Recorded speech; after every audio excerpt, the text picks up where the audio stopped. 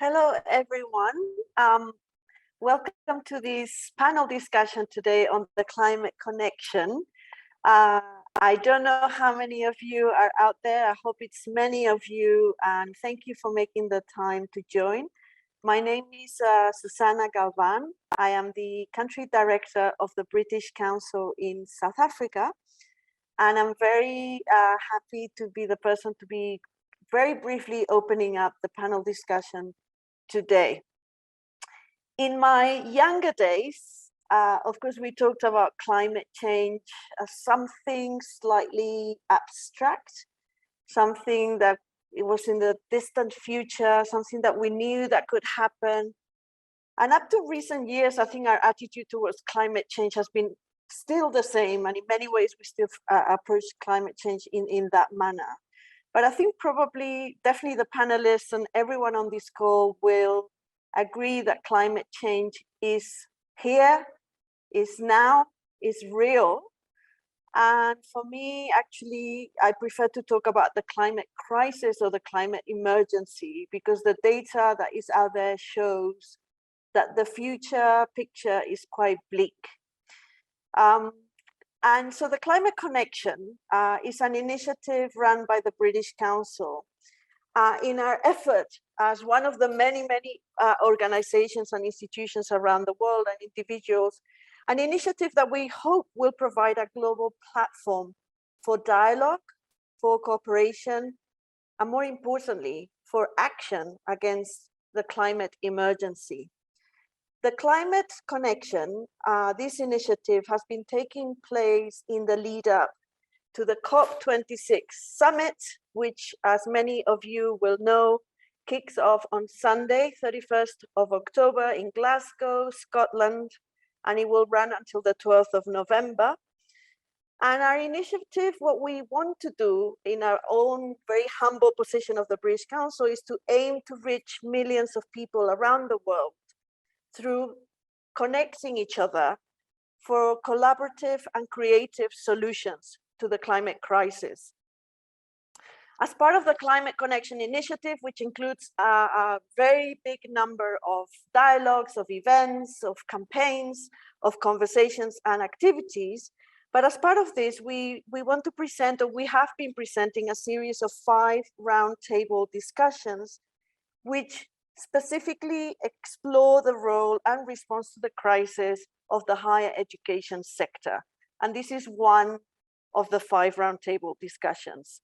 These roundtables aim to explore the multiple roles that the higher education sector plays or can play in fighting the climate crisis, as well as examining some of the challenges that institutions face in their own race to zero, as well as the role in creating innovation and solution provisions to fight the climate crisis. Today, as you know, we will be focusing on the topic of impact mechanisms for climate change, research in Southern Africa.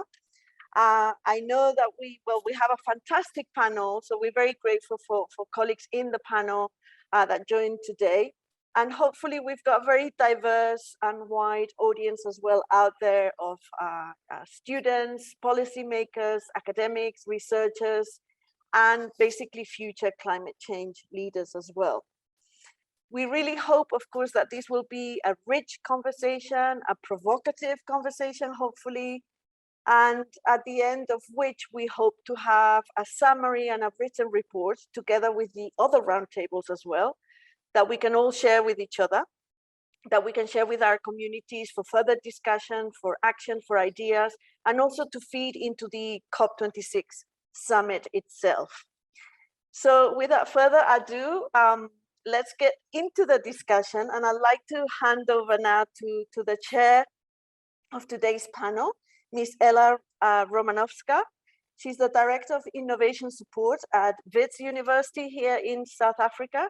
So over to you, Ella, and thank you so much.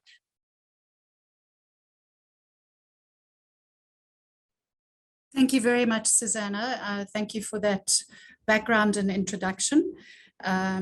Firstly, may I also add my words to welcome all the participants and the panel and everyone who is helping to make this roundtable as interesting and to run smoothly. So everyone in the background, thank you for your role as well.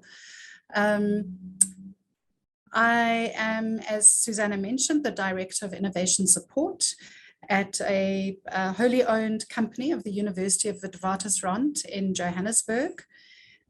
This company is called WITS Commercial Enterprise, and my role is to assist the university with commercialization of research outputs, which is really around products, services, etc., solutions to real world problems that we can deliver as products and services to society. That's my day job.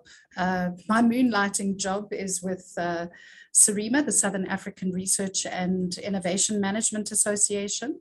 And I'm just going to spend a moment talking about this organization. SARUA brings together professionals in research and innovation management. So this is really around folk who work with researchers and help to undertake the contractual, the administrative, the innovation support activities that are required for researchers to undertake their work, as well as ultimately to deploy products and services where it makes sense to do that. And so we work across the spectrum from research to sort of innovation within society. And it's about the professionals who provide that support, not necessarily the actual research or product or solution development.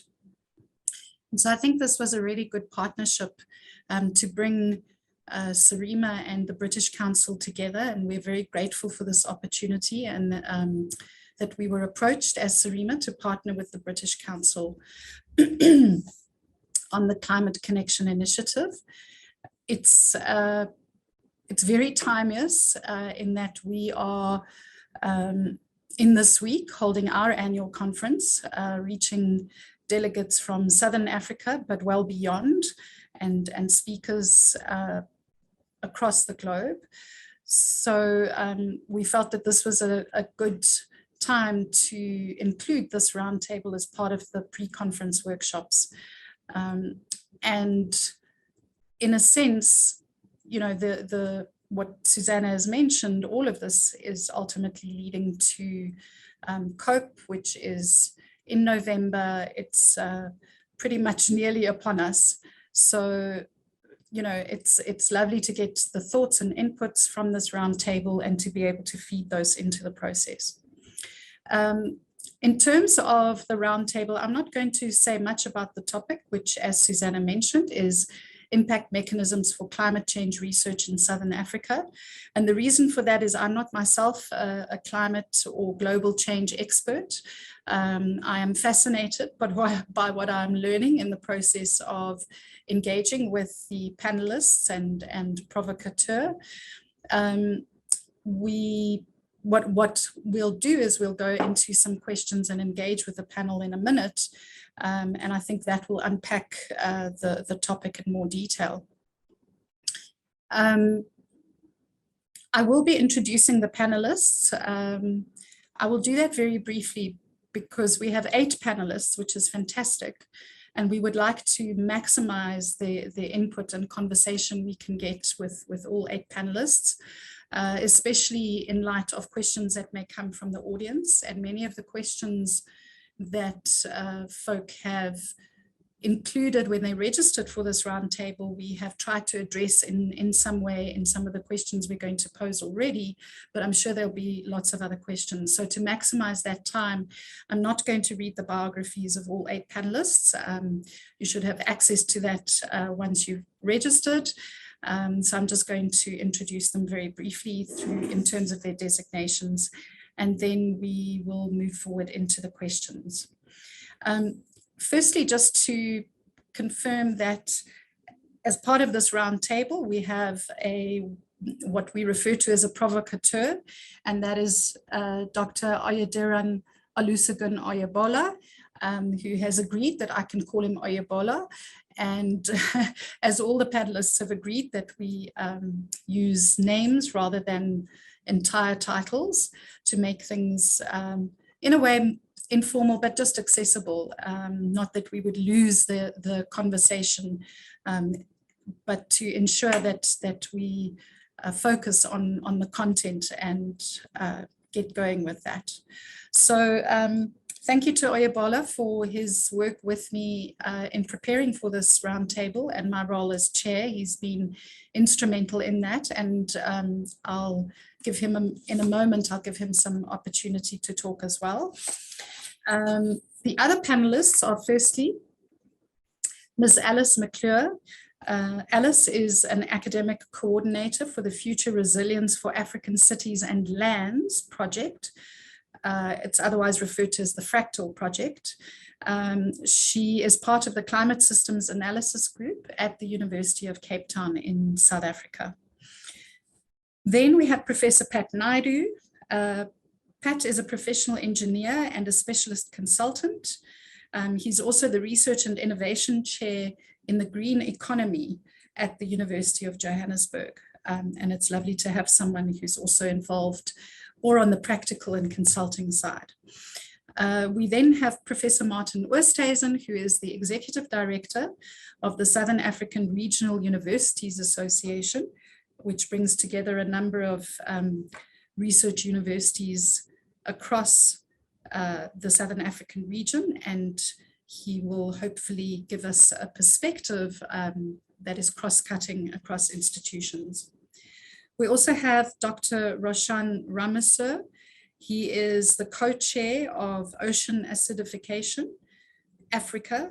It's also known as OA Africa. And that is an initiative that he can tell us more about in a minute. He's also Associate Professor of Ocean Biogeochemistry and Ocean Acidification at the University of Mauritius. Then we have Dr. Gilbert Siame. He is the Director for the Center for Urban Research and Planning in the University of Zambia. He is also a member of the Board for Educational Partnerships for Innovation in Communities. That is a particular network that he's a part of. Then we have Dr. Tirusha Thambiran.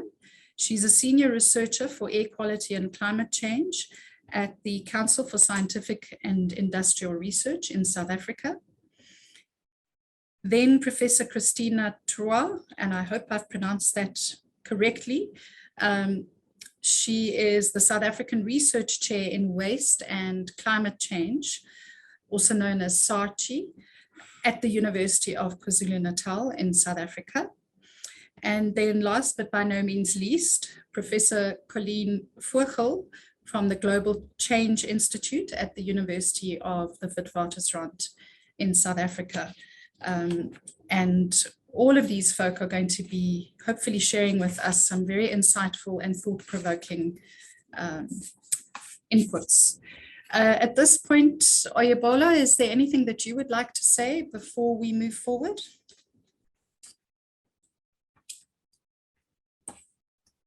Thank you, Ella. It's a very nice introduction, and you've actually provided a good background for us to start the discussion. For me, I am into fisheries and aquaculture, and I have a postgraduate experience on climate change, and I've been on climate change cohort, a good number of them, and even till now.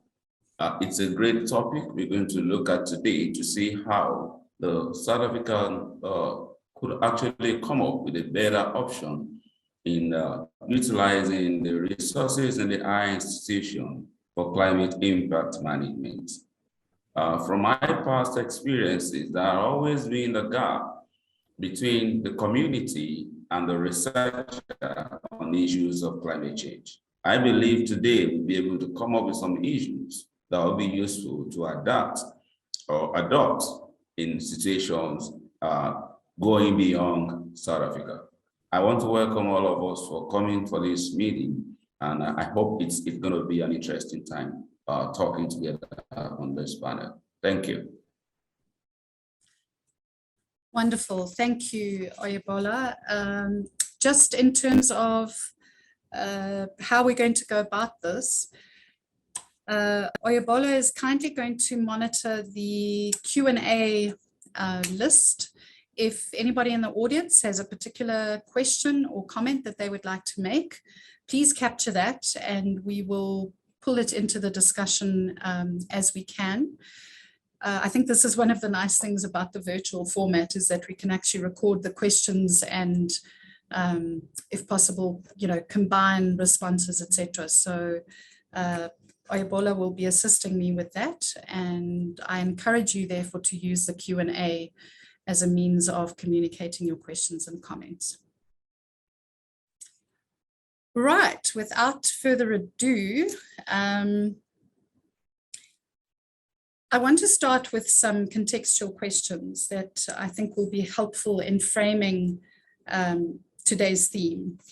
And that is to talk about the Southern African region and to get an understanding as to what is happening, not just at the policy level, but at a sort of strategic framing level. And so I want to pose a question to Coleen.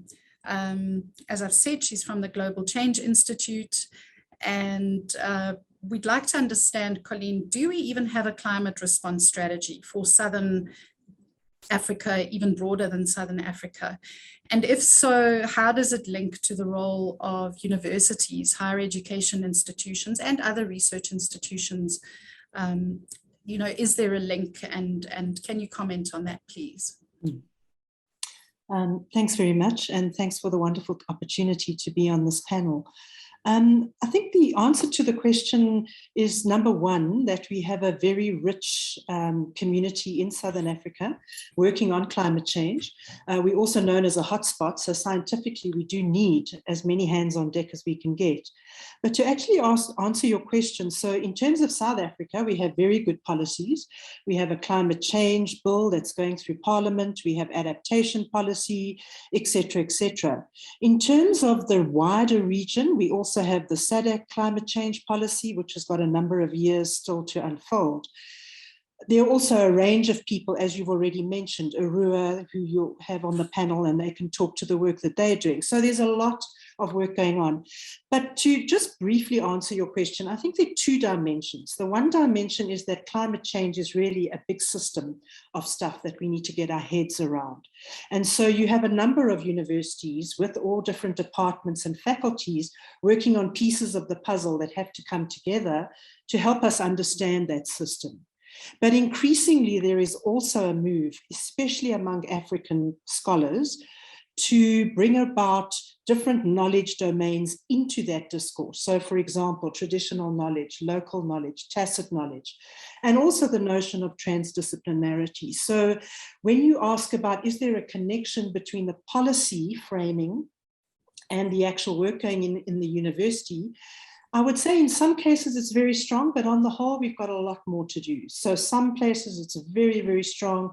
We're really trying to work on all those different interfaces.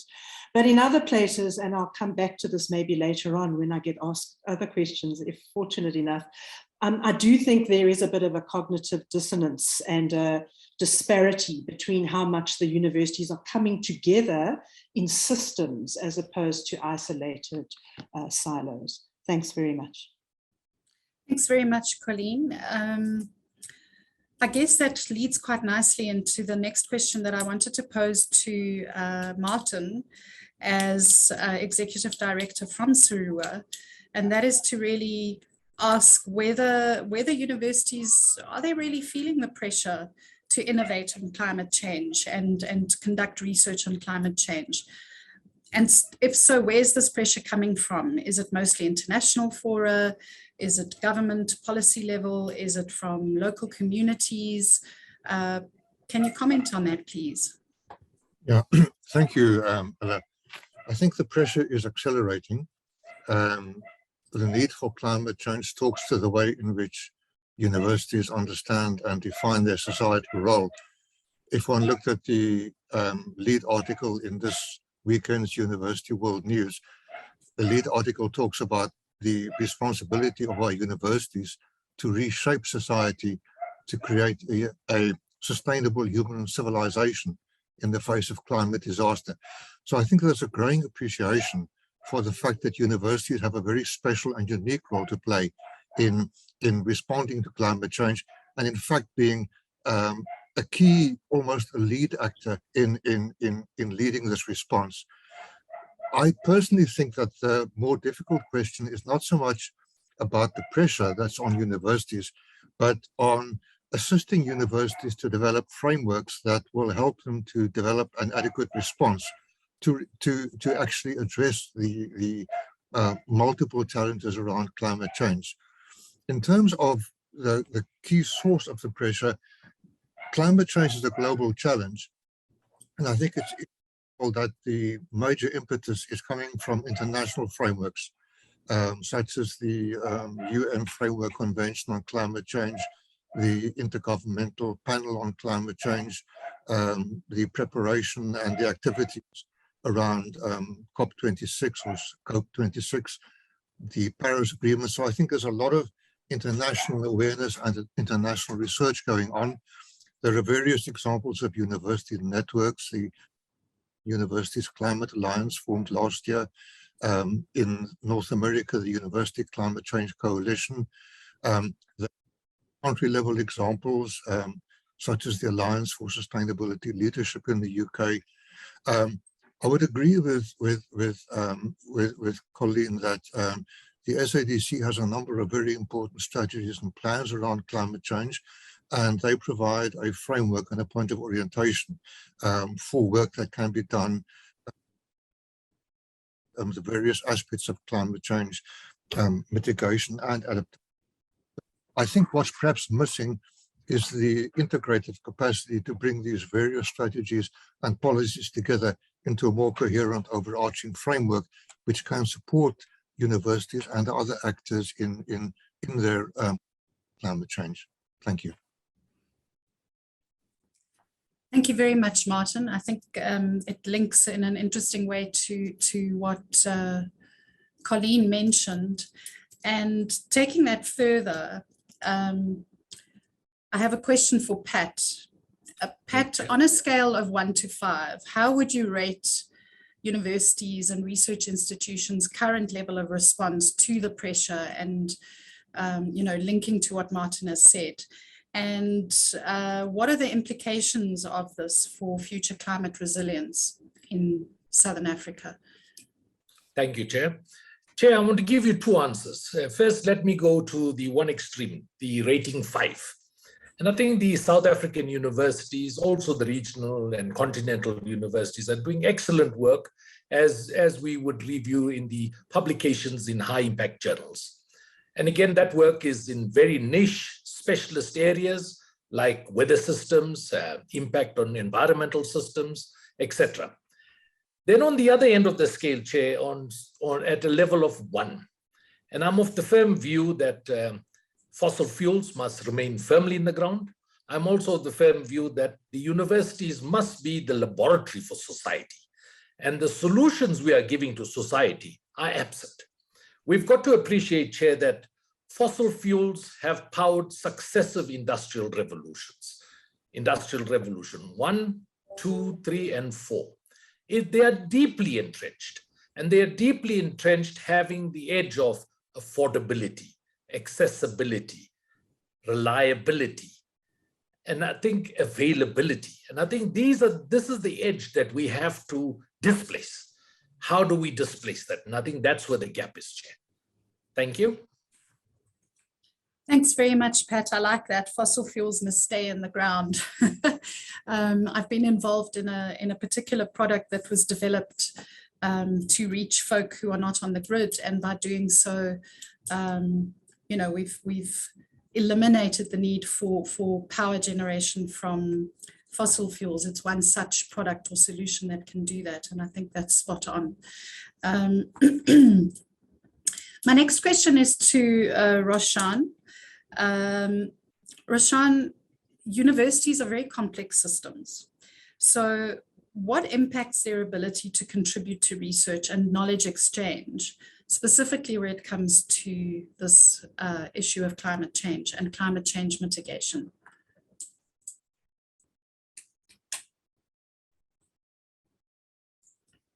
Roshan, your microphone is off.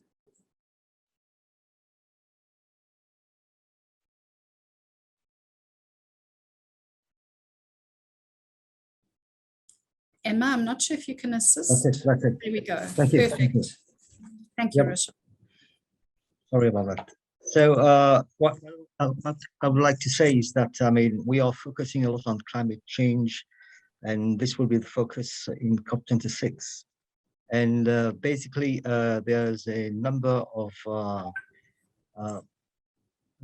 issues which will be discussed, I mean, concerning fossil fuel, decarbonization pathways, and so on.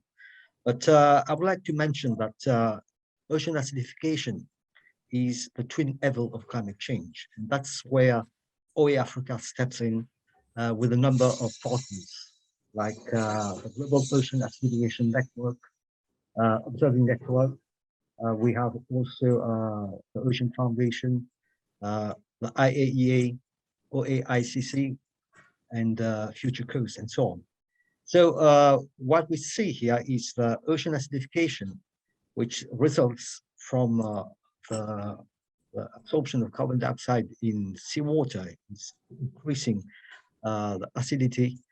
We talk about measuring parameters which are quite sensible, very sensitive. So we can say that in African universities, this research remains very expensive and mostly inaccessible to the majority of coastal communities in Africa.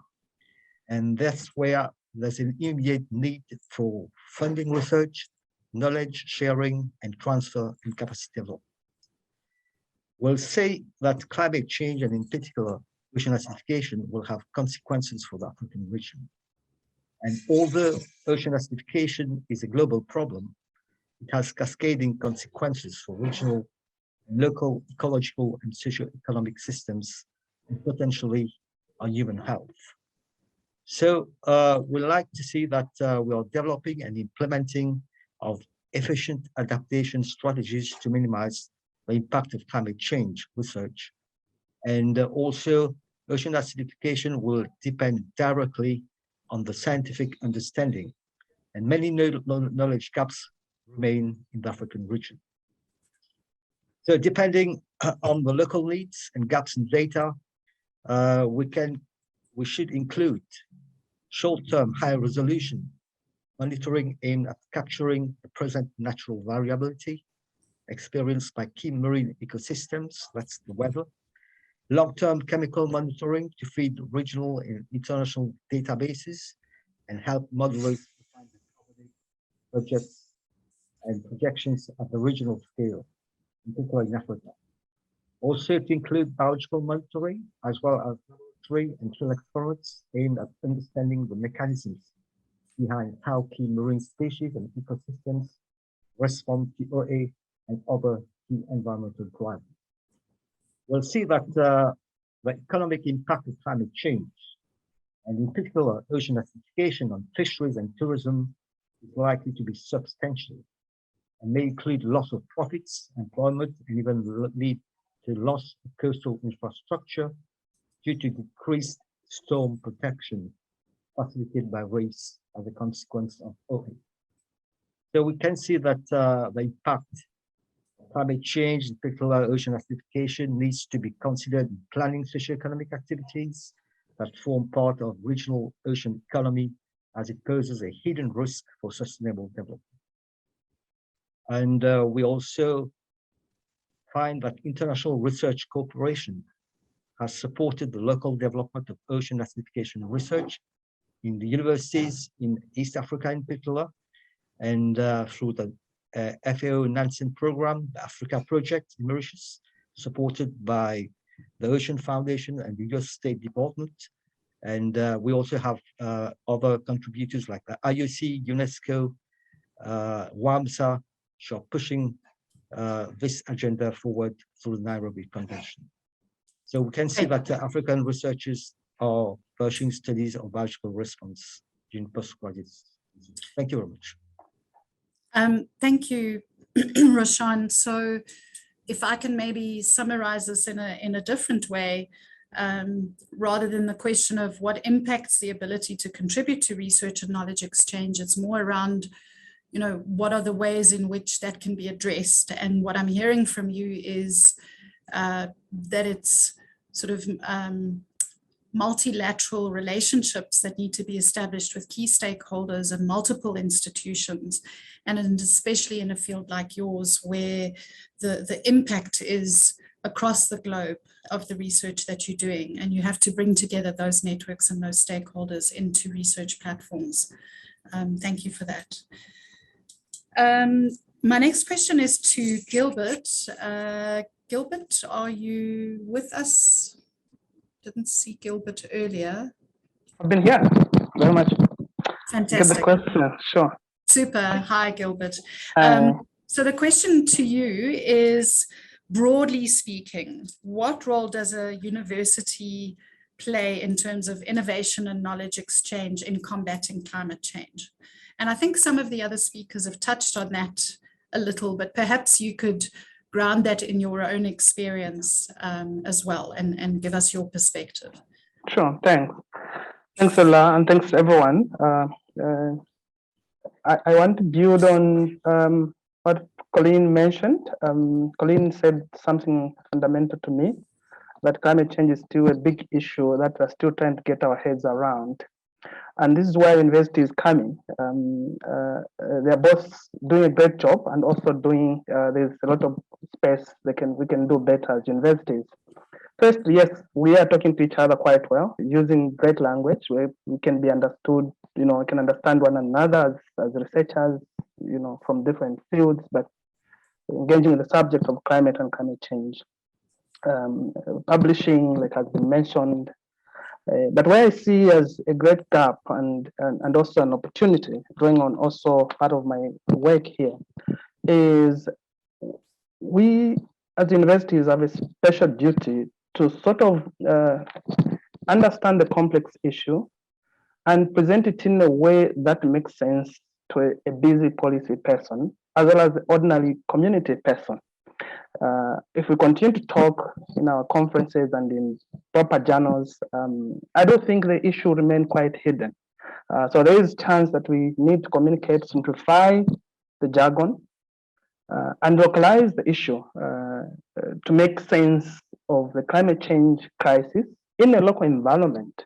And this is part of what we've been, the Factor project was really up to, you know, get the climate scientists, simplify the subject to a point where a slum dweller can connect and begin to see where they can hook in with innovation. There is space that we can do more there.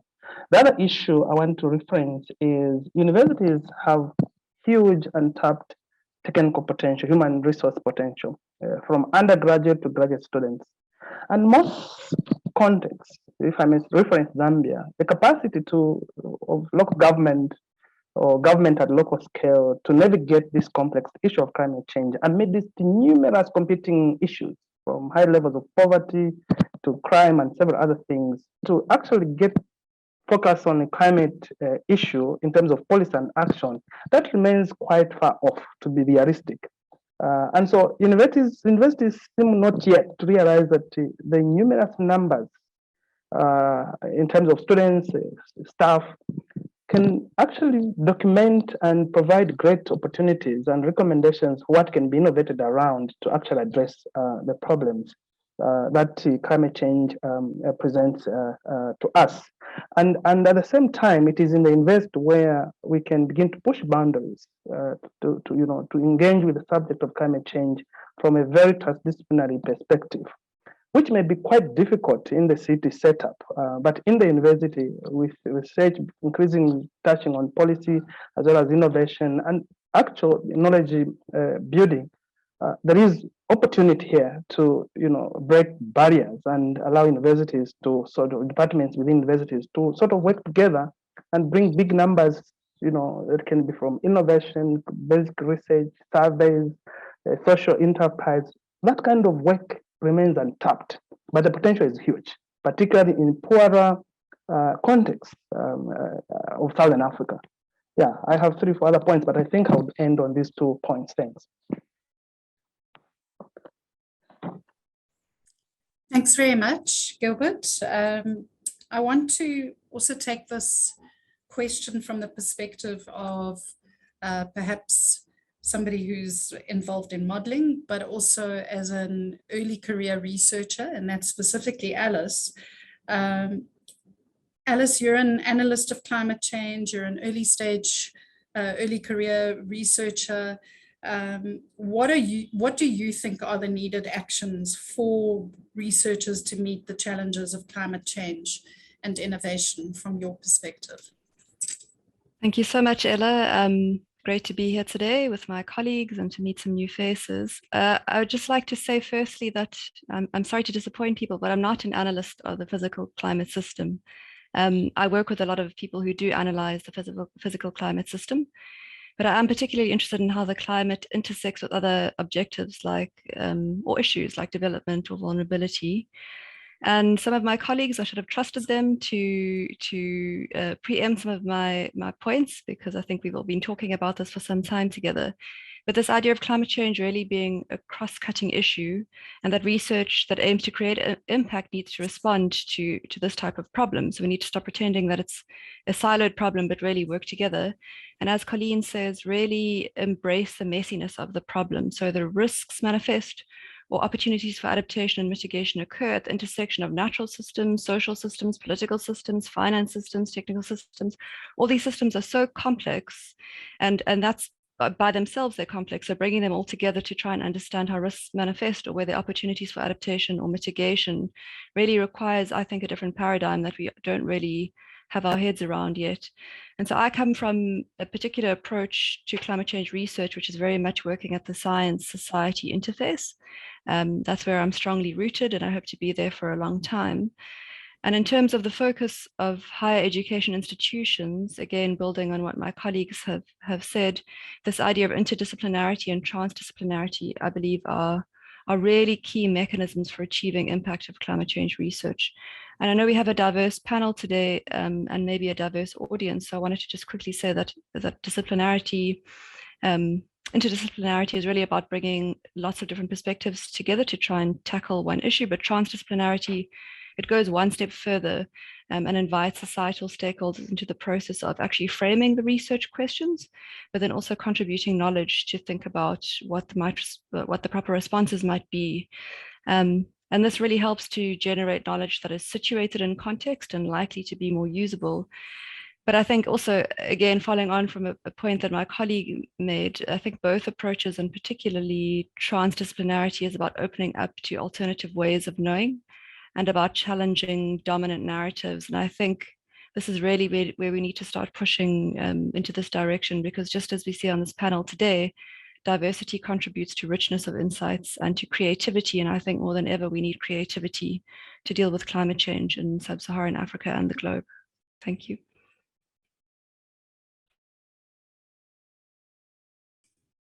Great, thanks very much. I see something in the chat. Oyebola, is there something you'd like to raise at this point before we move away from some of these contextual points into more detail?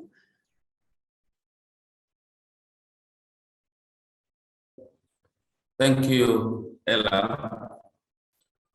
I was trying to talk concerning the first two speakers, Professor Coleen and Professor Martin. Would you like to share some of the specifics on some of these relevance that the I institution have provided? Are there some innovations that have been passed across? And how has it been, packaged? Are there some awareness creation? What's role? Because how have the knowledge coordinated currently, and what can we do in the future? It's an issue that we need to look at. And to Professor Pat, I tried to write something there. Okay, so are there specific examples that you want to cite? For instance, when someone was giving an example about the oceans research, and he was citing different examples. would you like to share some examples too? Professor Pat and Martin. Yeah. So Coleen, I think if you can go first. Okay, so some specific examples, and this draws on work that Gilbert and Alice and others we've been involved in, and also with many of the SARUA folk. So what the whole aim was is to try and understand, again, the system of knowledge, but drawing in people who use that knowledge, so that we all are we are academics and people who are coming into the room, we meet with users of the science right up front. And that is work that we've done in Fractal. I've also personally been working with the city of Johannesburg for 5 years with the youth, etc., etc. So I can go on and on and on. But it's the example to say that it's not just enough to be studying oceans and law and all those things at the university. But I always like to say it this way: we can't just throw our research over the wall or into a library and hope users will come. They're not. Some of them might. Rather, we need to be meeting over the wall in their context, as someone, also my colleague from UJ said, where are the messy realities, and then bring in the climate change, because it's the system that's failing us, not only just climate change. Thanks. And if I can build on that in my own experience in practical terms, I guess that means that the research leads to real solutions to those particular problems in a much more directed way. So thank you for that. Absolutely. And then the other question was to who, Oyebola? I didn't quite catch that. To Professor Martins, please. Would you also share some things in that regard? Okay, Martin?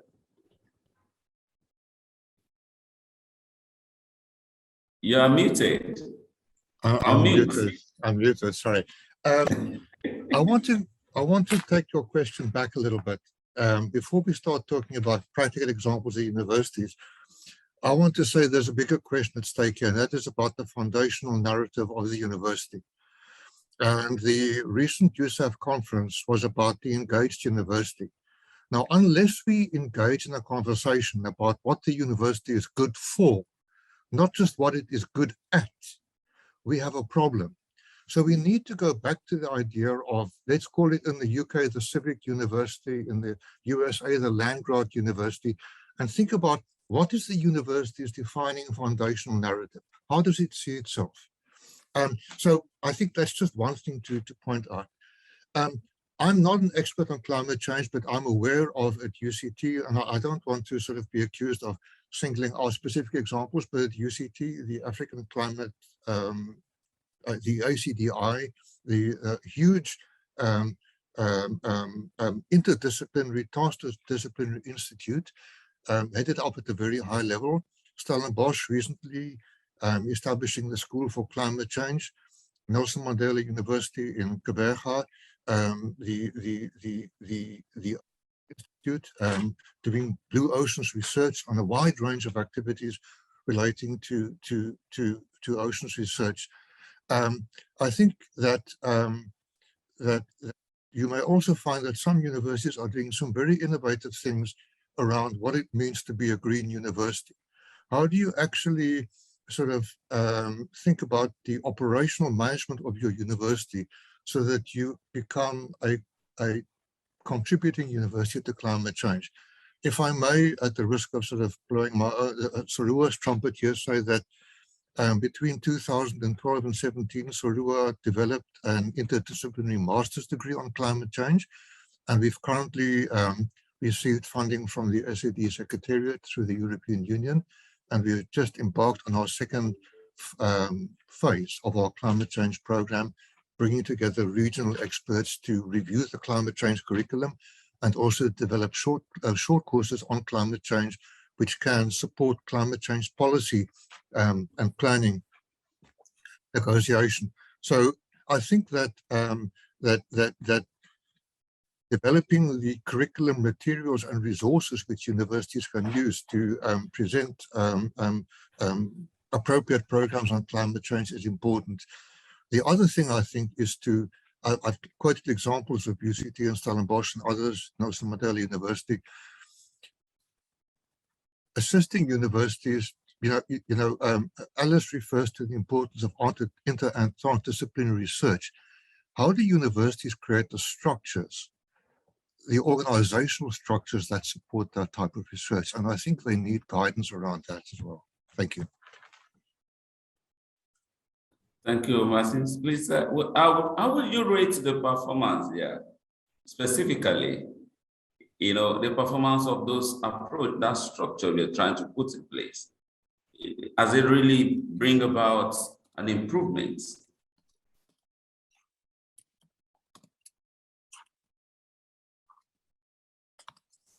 Oh, you're muted. You're mute. Sorry, are you asking whether these type of structures can bring about improvements? Yes, I was asking, probably, would you say that the structures are actually working, or you need to do more? Much more. Well, let's maybe pick up on that in a minute. Oyebola, I also just wanted to introduce a question there, because I find it very interesting what you said, Martin, about having to take a step back and look at the foundational purpose of the university. And you posed the question of what is the university for, as opposed to what is it good at. And if you link that debate to this issue of how multidisciplinary the climate crisis activities should be, the research and the way of bringing about knowledge exchange and delivering solutions to it. If you bring that into it, what do you think is the foundational purpose of the university? What is it that it is there for?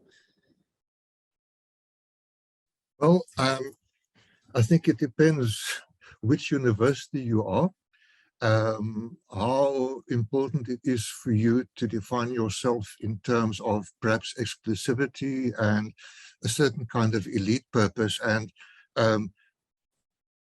I accept fully that there are universities which define themselves very strongly in a kind of tradition of excellence, which is perhaps slightly remote from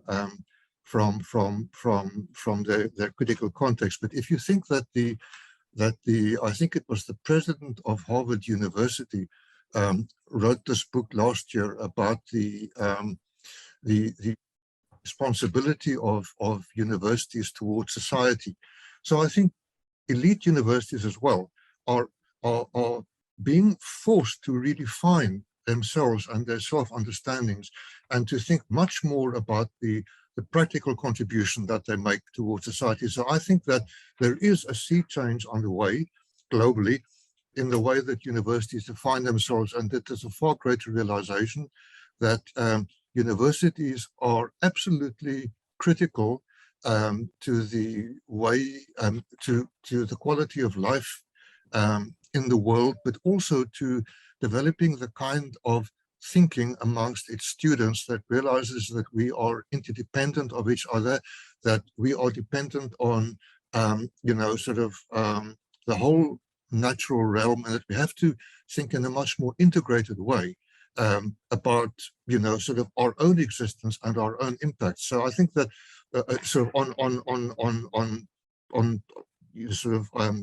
on the planet as a whole. So I think universities are redefining themselves to think much more concretely about their contribution to society. But there are a lot of pressures which pull in the other direction. And if you think about global ranking systems and about the kind of metrics that we use to measure excellence, they all pull on what Chris Brimp refers to as the vertical axis of the university, which is about, it's easy to measure your prestige in ranking systems. We have so many research patents, we have so many research outputs, we have so many A-rated researchers, and a whole load of matrices which reinforce and push universities into this narrative of competitiveness. So we need to compete with each other so that we can, rise higher on the ladder of esteem. Now, those narratives pull away from another dimension, which Chris Bunk talks about as the horizontal dimension, which is about what are you good for? How do you measure that? And I think the challenge that many universities have is that, you know, sort of they don't quite know how to express and, you know, sort of what they're trying to do in terms of their societal contribution. And the reward and recognition systems are not in place to recognize the contribution that universities make to society.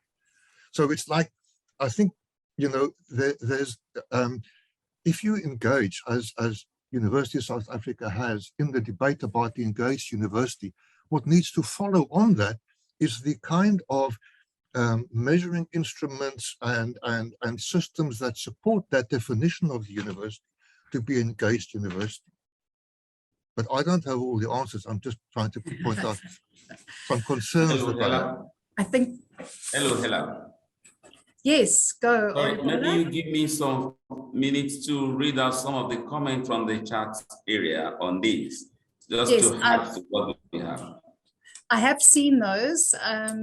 I think the one point that I wanted to make, which I'd actually thought about earlier and thank the person, I think it's Nadia, who said that she'd appreciate the panelists not using acronyms.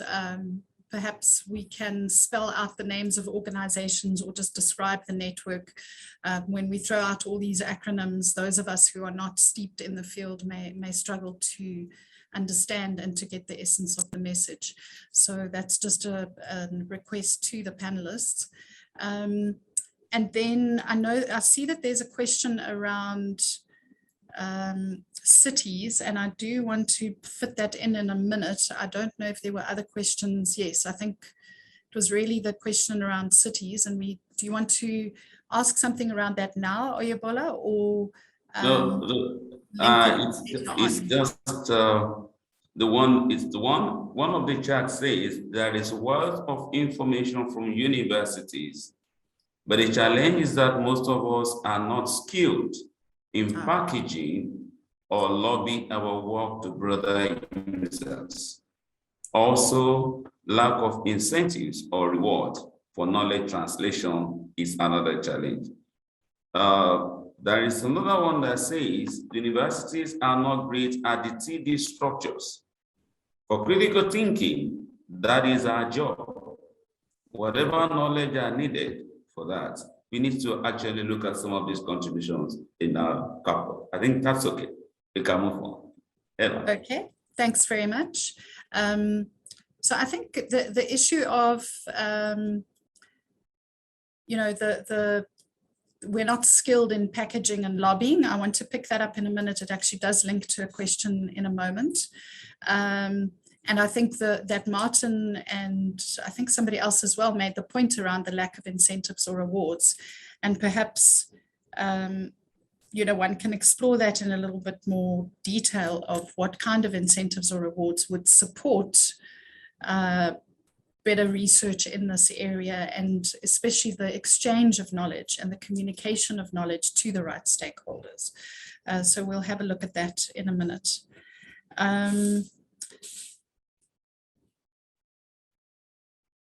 So I think moving on to some questions around not just the broader research framework, but also how we actually communicate, which is this link to how do we package or lobby our work to the right stakeholders. I have a question for Cristina, and maybe Tirusha can comment on this as well. And that is to say, are there holes that we can poke in the current climate mitigation or adaptation knowledge exchange? So it's the knowledge exchange from universities to stakeholders like communities or to foreign partners. It seems like one of those holes that we need to poke is around how we package. But can you comment on that particularly and other areas where you see these gaps where we really need to start doing something about it? Thanks, yes. Cristina. Yes, thank you very much, everyone. Very interesting discussion so far.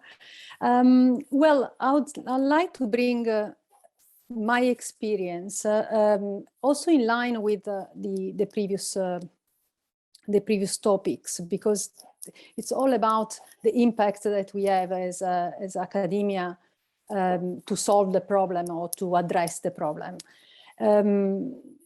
My impact has increased dramatically, or the impact of my research, of course, since I became the South African Research Chair in Waste and Climate Change. So I think that this is to say that the structure and infrastructure behind the creation of a research center or a dedicated research center, a center of excellence, or the SARCI initiative has really contributed in advancing the profile and therefore the impact of our research. Without that kind of platform, and by platform I mean opportunities for collaboration at national level, opportunity of collaboration, of course, at the international level, representing the, in some cases, actually representing South Africa, the South African government, and the backing of that infrastructure from the Department of Science and Innovation, from the Department of Environmental Affairs, has really made the step change in my mind. And I'm only 3 years into the chair, but I think we have really contributed we have even created a community of practice supported by the NRF. So I think that that is the creation of these kind of platforms, like I think Martin has alluded to that, would be really, really useful. And then if I can, however, answer the question, because I think that I've diverted this slightly from the question. Go ahead. Yes, I would like to say that the problem is very complex. So you are, as academia, you are really a neutral space among many different actors. And in fact, I think Alice has alluded to our role towards society, and Coleen about, or someone, I think Gilbert, talking about the role of universities in creating evidence-based research for policymakers. So essentially, we have very multiple stakeholders, and sometimes, and of course, the communities at different degrees. And sometimes it's really difficult to change the language depending on who your stakeholder is, particularly because of the incredible multidisciplinarity of our projects. However, I think that we have a fundamental role in nowadays in this society, and that role is to advise policymakers and advise local authorities. Because if we really look at, for example, at my specific research focus in the framework of climate change, which is the link or the nexus between waste and climate change, and even in a very disruptive way, how climate change is affecting from an adaptation point of view and not only from a mitigation point of view. So how climate change is affecting the waste infrastructure in South Africa. That has a direct link with the ability of our government and our local authorities in particular to address the problem of climate change on the ground. So to me, yes, it's very important to make sure that academia comes down from the ivory tower and speaks to the communities and to society in a language that everyone can understand. But I think that is also very critical that we play a stronger role to advise local communities local authorities and national governments for the implementation of policies and implementation of infrastructure on the ground. And that, in my mind, is missing at the moment. We are really sometimes we are a bit shy, I would say, to really have our, we live sometimes, we don't participate in the decision-making process at municipal level, for example. we leave it to consultants. And of course, consultants are driven by profit, not necessarily by knowledge or by the interest of society. So this is, sorry, my contribution to your question. And maybe I leave it to Tirusha. She has her own ideas. So before we move to Tirusha, can you talk a little bit to the, to an example of what you were referring to now? In other words, what is the kind of conversation that you need to be having, or hopefully are already having, with local authorities, drawing on the research that you have conducted and what has come from that research? Can you give us an example of that interaction and how you have hopefully addressed some of that challenge of packaging the information, of speaking boldly as opposed to being shy? Can you talk us through an example like that? Yes, so yes, actually I have 20 years of examples, so I don't know, where do I start? I work primarily with municipalities, but one important thing I would say, in the strive towards mitigating the impact of climate change and the impact of greenhouse gas emissions from the waste sector. I've realized over the years that, of course, I'm referring to the waste management sector.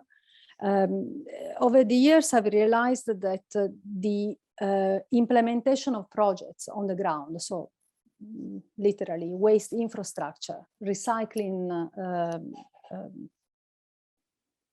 waste disposal facilities, recycling schemes, and so on, which are really very fundamental in the livelihood of society in our cities, is driven by technical and economic considerations.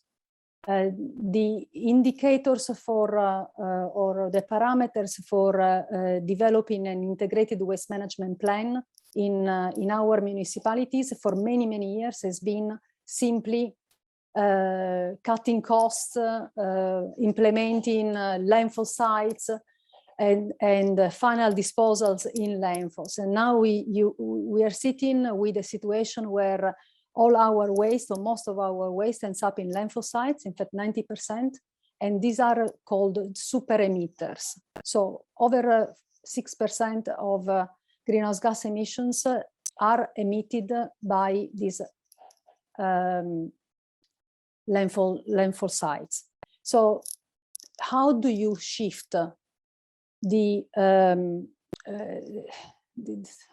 decision-making process at municipal level or at provincial level to start factoring in other considerations, like, for example, climate change consideration or job creation potentials, so social economic considerations that prioritize, for example, diversion of waste from landfill sites, prioritize treatment or valorization of waste as a resource, sustained reduction of greenhouse gas emissions into the atmosphere, and therefore stabilization of climate change. How do you do that?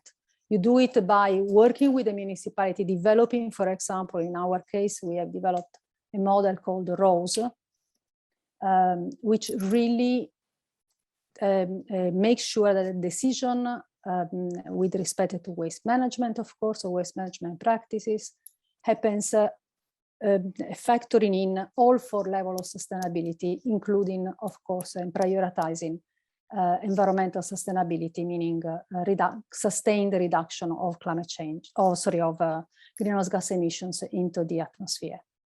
So that is one example of the fact that we work with the municipalities to implement the ROSE model, so that systematically, when the new waste infrastructure is built, that waste infrastructure must respond to environmental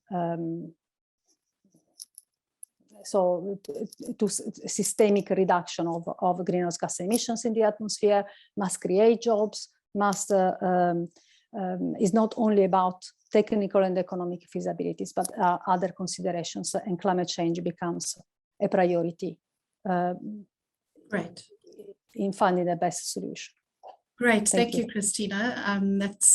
Can I poke that question a little further?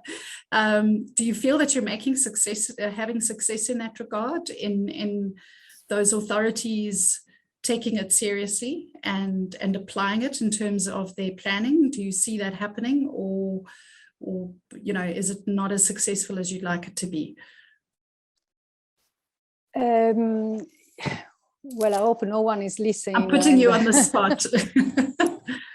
No, I think that yes, more and more we are working very hard with organizations like SALGA, the South African Local Government Association. Of course, there is a direct link between the search chair is my search chair at least is, and also the other counterpart, Professor Katerina Schenk, who is the search chair in Waste and Society. We are very much rooted with the Department of Science and Innovation, but nevertheless, we also have as major stakeholders, the Department of Environmental Affairs, the Department of Mineral Resources and Energy. So these are national bodies that really, together with the local authorities, so the provincial governments or the South African Local Government Associations, really make sure that our work is rooted into reality. So I would say in some cases we are, it takes a long time to kind of do a lot of stakeholder engagement. But for example, I have many memorandum of agreements with municipalities or district municipalities or provincial governments that want to implement their work. So yes, I must say I've been really very successful, particularly in the last, I would say probably 5 to 10 years, more successful than in the past. That's great to hear. I think this topic is going to lead us into the topic around cities, which I want to get to. But I certainly want to hear from Tirusha as well. What are your thoughts on this, you know, poking holes, and where is it that there are holes in especially the knowledge exchange to specific stakeholders? Tirusha? Thanks, Ella, and thanks, Cristina. I think you raise such an important point around the science that we do reaching the right people so that they are better positioned to make more informed decisions and invest in solutions, and our research can have impact. But I suppose one of the issues is that enough is not being done to reach all stakeholders. And there are barriers, I think, that to this. If you think of, if you have an online knowledge platform that's linked to a particular project, it may not reach all that it needs to because of language barriers, infrastructure, or even technological issues. And so often those platforms also they are not maintained once your project is finished and your research is completed, and the opportunities for your stakeholders to engage on those outputs are no longer possible once the project's over and the platform's dormant as such. And I think the other issue is a mismatch between the stakeholder and the research that is produced, particularly if it's not clear how the research can be translated into policy. And I mean, I know when we're starting research, we're really excited about conceptualizing the research, but I think what this points to is that we need to give more thought about the knowledge exchange aspects, so that when you're developing and designing research, that at the outset, the partnerships are developed to set up these pathways for knowledge exchange and ensure, uptake of research outputs beyond the lifetime of a project. Or, yeah, thanks.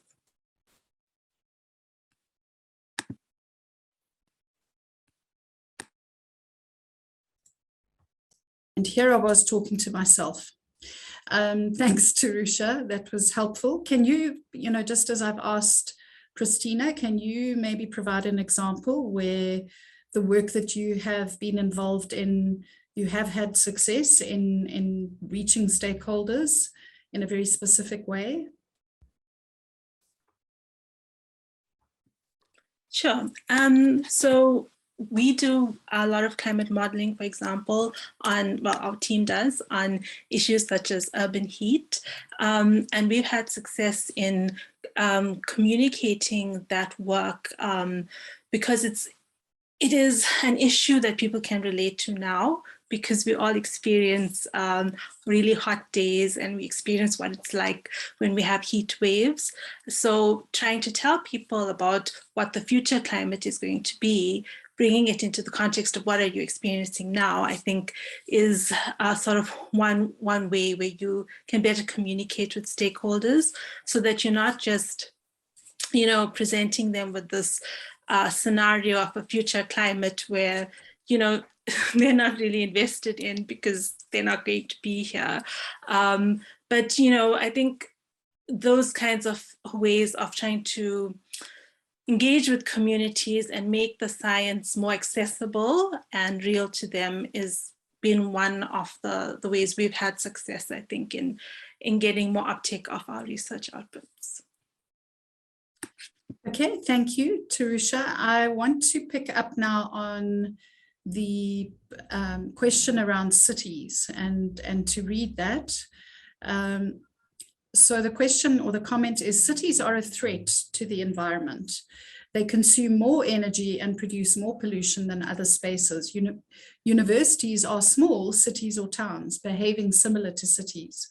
Therefore, universities, as the laboratories for society, they not only focus their energy on research output, but make the physical university settings as living laboratories where their research output is practiced. It's practiced on the campuses to better influence society.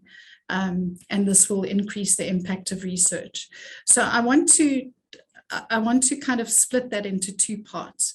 The fractal project, Alice, that you are involved in, that is linked to cities, if I'm correct, and the issues around cities. And so do you want to maybe comment on the first part of that question, which is, that cities are actually a threat to the environment, and how, are there examples out of the work that you have are aware of where this is being addressed, or where there are solutions to address this? And then we'll come to the idea that the university could be a living laboratory. I'll deal with that separately. Over to you, Alice. Thanks, Ella. Yeah, I think both parts of the question are relevant to Fractal. Actually, one of the sort of learning laboratory approaches, what we implemented in Fractal, but maybe somebody else can talk to that a bit later. But maybe I'll talk a little bit to the reasons why the learning laboratory approach was implemented in cities. I agree with the comment made that cities are hotspots of risks and hotspots for sort of issues around climate change, but I also believe that there are hotspots for potential solutions as well. You have a huge number of people, different types of people living in the same space, as I've said before, breeding creativity because of the different types of people, because of the heterogeneity in cities. But I feel like cities are an important focus for us in terms of climate change research in Sub-Saharan Africa and globally as well. I think it's a discourse that's growing around urban climate change risks and adaptation and mitigation. And I think several reasons for the importance of this work are around the urban dynamics. So particularly in Sub-Saharan Africa, cities are growing at such a rapid rate. and there's lots of migration into cities, but also there's a lot of informality in cities. So, and it looks like this informality is going to stay, and it's part of the urban fabric of sub-Saharan African cities and other cities elsewhere. So how do we bring this informality and other aspects of cities into the type of work that we're doing? How do we bring all sorts of different people together from the different parts of the landscape of cities into the work we're doing? We're also looking at really complex governance spaces where you have multiple scales of governance influencing what's happening in a city. You have the national government, you have regional aspects, you have the local government, municipality, but then also, again, in many countries in sub-Saharan Africa, there's also traditional governance processes that influence what happens in cities. So this really complex governance process that you need to try and link into, you need to try and work with in order to influence some kind of change. And this all links back to the systemic complexity of this whole thing that others have spoken about. And then also cities are hugely influenced by the flows of resources from the landscape around them, but also have a huge impact on the resources in the landscape around them. So if you speak about waste, like Cristina was speaking about, energy, water, cities rely on the landscapes around them for resources like these. And so changes in the landscape around the cities are going to influence what happens at the cities, and services are going to be affected by the city. So you've got to be thinking about the city and then the landscape around it in order to try and sort of understand how to tackle climate change in urban areas. But I do think it's a really important part of climate change research, as I've said, in sub-Saharan Africa. I'm not sure if I answered your question, if you wanted me to expand on that with some examples from Fraxel in terms of how we've been trying to tackle that. That would be great. Some examples would be great. And if you can comment on the living laboratories concept, please do, because it would be nice to ground some of what we're discussing in actual examples. So the comment that was made in the chat there related to universities, I think, being exemplars of some of the work that or some of the research that they're doing. So people being able to come into a university and seeing some of the innovation being practiced, and then maybe taking that outside of the university space. But what we did in Fraxel, and it was primarily a climate science research project, but we really tried to flip things around. So to not start with the climate science research, but to really try and understand the context in the city, the issues in the city, the priorities in the city. So we implemented these things called learning laboratories, and they brought climate scientists together, impact modelers together, NGOs, civil society organizations, youth groups, and different types of social scientists together to try and really understand the context in each of the different cities, and then to think about how the context might change over time, and then how climate is going to intersect with that context. And what was really interesting was that there were some themes across the different cities that came out as really important, like water, for example. Access to water is, I'm sure, an important point that a lot of people are familiar with. But the processes and the sort of the nuances of those priorities and issues in the different cities were so different across the learning laboratories that were implemented in different cities. And so we started out with the idea that we were going to implement these learning labs. We didn't know what they were going to look like. We knew that they were going to be context-led. We knew that they were going to be collaborative. And that was a very iterative process of seeing what emerged from each learning lab, and then using that to inform the design of the next learning lab and the next learning lab and the next learning lab. And also not starting out without any idea of what the actual knowledge outputs would be, and relying on what was discussed and what came out of the learning labs to actually define the knowledge outputs towards the end of the project. So it was really scary for the researchers, as you can imagine, to not have any knowledge outputs defined at the beginning. But it was a really, really worthwhile approach, and something that we're going to take forward as a climate research organization into the future. I can also talk to some of the specifics of the methodology of the learning lab, but I think I'll let others talk here. Thanks. Super, thanks very much, Alice. I want to open up to a couple of the other panelists who may want to come in, especially on this idea of the university, the research institution itself and its physical space being a laboratory for these sort of systems or solutions that one can put in place to mitigate climate change or to provide examples of adaptation. Ella. Hi, Oyebola. Yes. Yeah, sorry, let me just chip in this. There's a comment on the chat box. And I want to bring it to the perspective of using university as a living laboratory.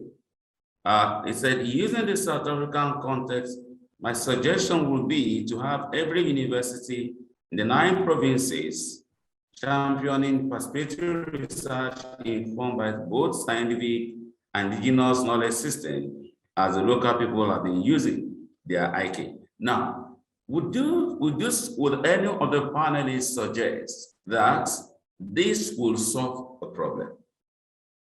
If we are picking each university in the provinces and they are being used as a laboratory for that particular area, because most of the time climate action could be localized. So could that be a way out? Great. Who would like to take that? Can I take it, Ella? Yes, please, go ahead. Yeah, I would like to challenge this question because how to say, the starting point of a question such this implies that the university at the moment do not incorporate, or researchers do not incorporate indigenous knowledge systems into their research methodology, which is incorrect, which is not true, and is actually not my experience for the 22 years that I've been in academia here in South Africa. In fact, there is a really Cristina, strive. Yes, yes. Sorry, I think it's not in that direction. It's not suggesting that they are not utilizing it. It's only suggesting that having universities around the provinces will enhance the utilization. Yes, I understand. Thanks, Oyebola. I did understand your question. I was referring to the question in the chat.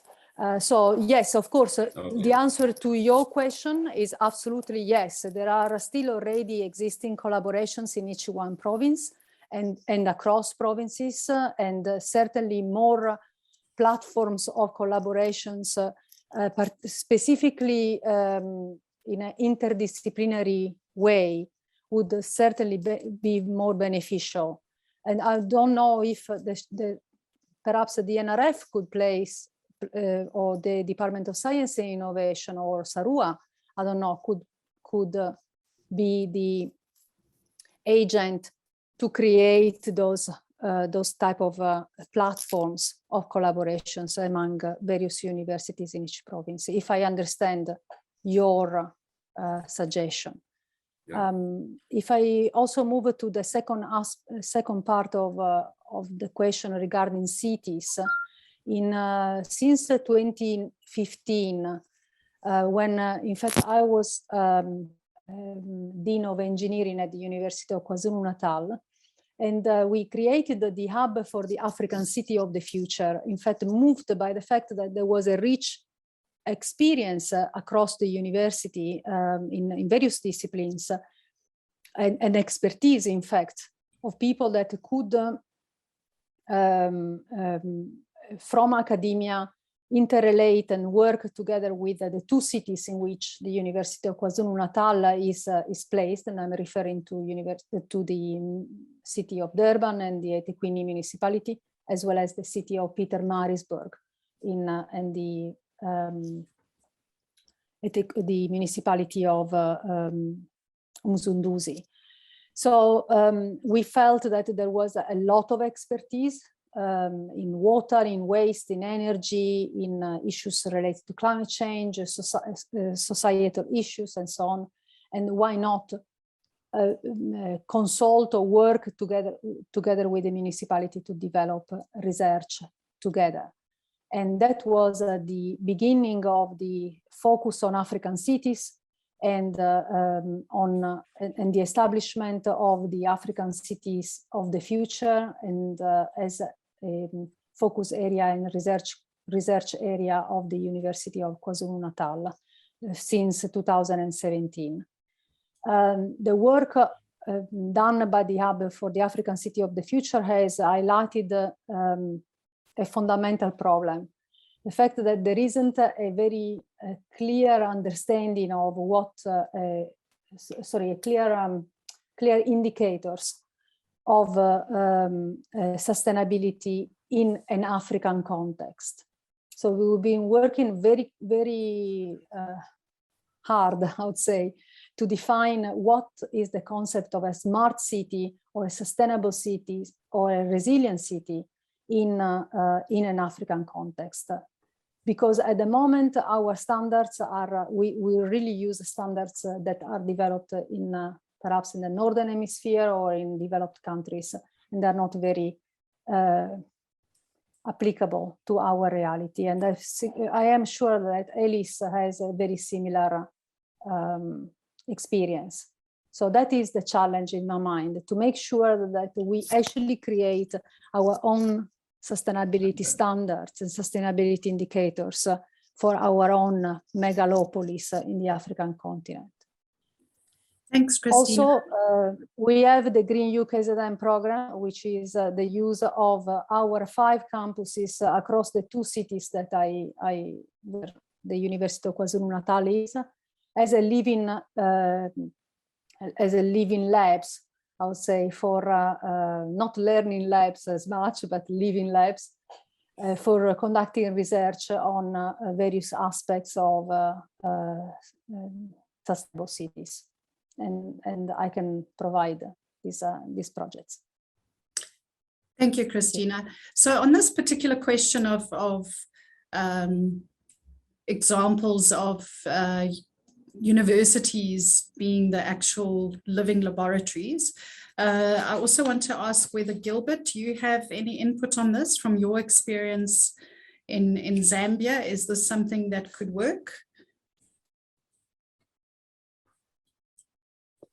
Thanks. Yeah, I take well. Okay. Myself. Okay, I was getting a signal. So I take the concept of invest as a living lab, maybe in 3 dimensions. First is the constant debate, constant engagement between policy and the research itself. Second, I see it as you know, universities mimic cities in the way they function, and this has been stated. So if our research can inform you know, the design of how universities run, particularly from transport, energy, water, that could be, in my view, be an interesting reference point. We talk a lot of stuff, but are we able to begin to, you know, execute or test some of those ideas on how we provide the water, how we manage our waste, using the very latest knowledge that we are generating, and then using those sites as pilots or examples that people can actually pick and learn and engage with, so that those sites actually tend to be, 1, they're teaching sites, 2, the actual real life innovations. We have like a very constant power challenge when it's that time of the year in Zambia.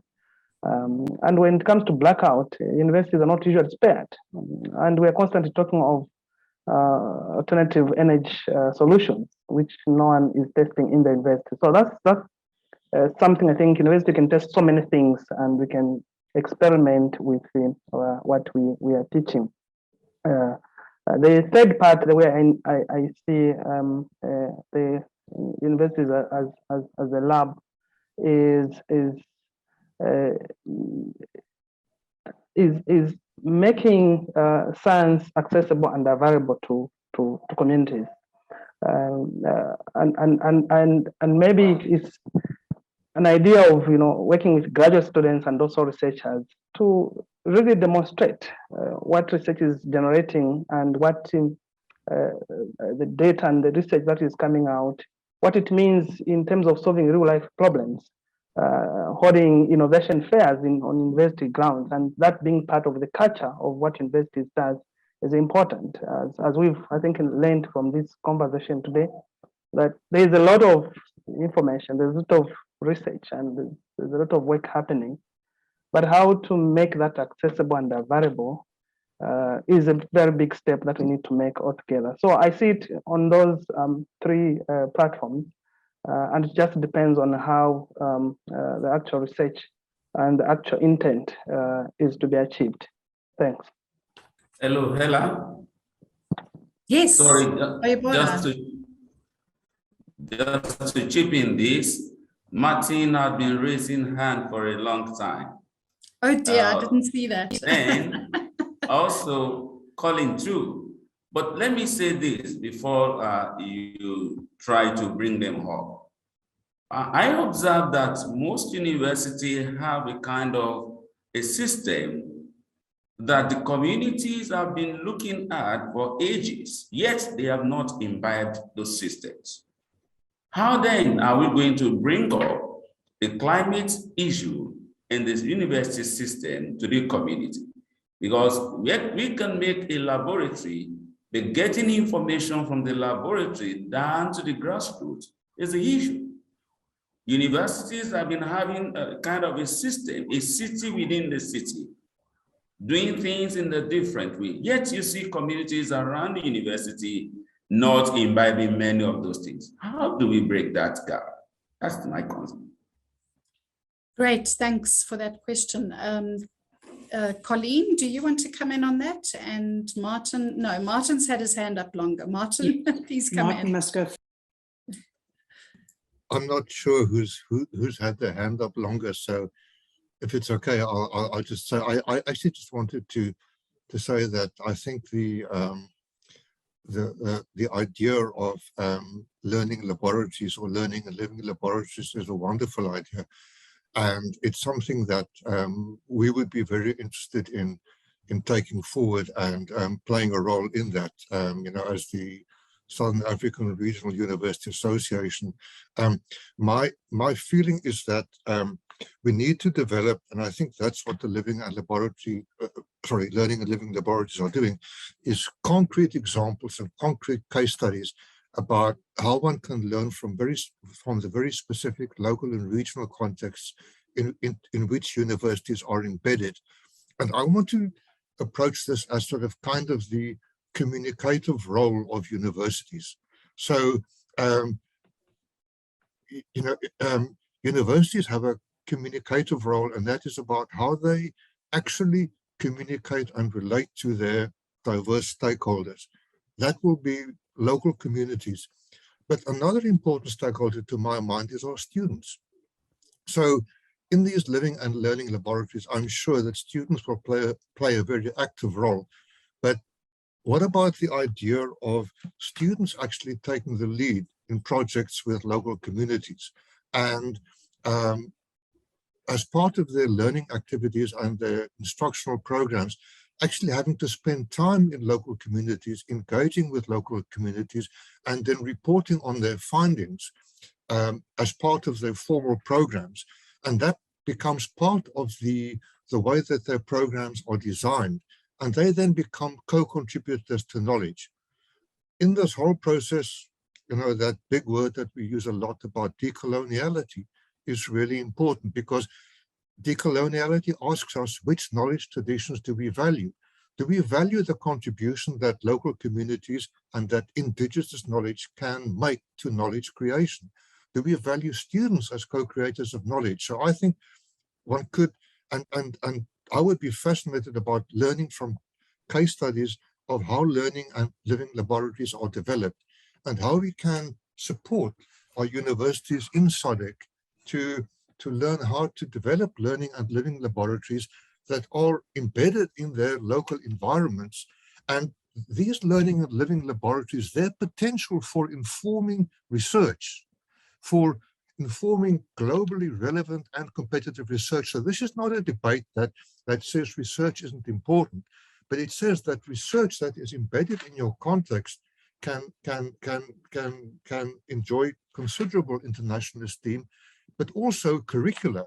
You know, the issue of designing curricula that actually are grounded in contextual realities that help students to understand these local realities, I think is really important. And these living and learning laboratories, because I was thinking the other day, how do you make the connection between the university and the community? Not at a broad kind of overarching conceptual level, but through practical case studies, through living and learning in our in the context in which we are embedded. So that's just my idea. I can't give you examples, but I just think it's really, it's something that I would like to explore as SARUA and see how we can take that further. Great, thank you for that. I am aware of time. I've been given a gentle kick under the table by Oyebola.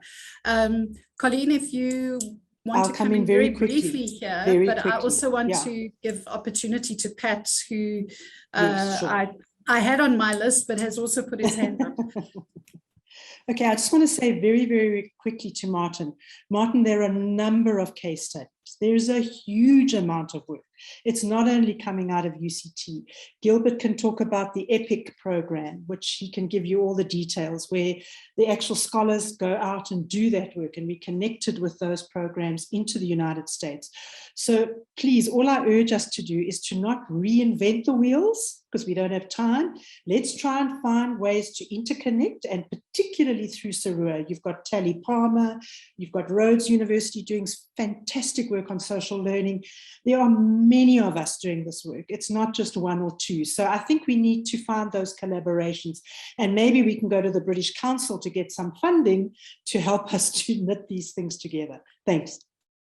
Some lovely thoughts there, and I'm sure everyone echoes that we should not be duplicating effort, especially when the time is so short, to create the impact that we need. Pat, I'd love to get your thoughts on this. Thank you, Chair. Thank you, Chair. Chair, COVID-19 triggered a conversation at our campus. With the empty facilities and empty laboratories, we asked ourselves, how best can we put this facility to best community use, and also make a contribution to the climate change agenda? And the conversation migrated towards electric mobility in the transport sector. How can we take our existing cars, trucks, and vehicles and convert them to electric duty? And how can we empower our students to be the carriers of that knowledge from the various departments and disciplines of the university directly into the community to create new factories and new work opportunities, not just for the students, but for the community itself?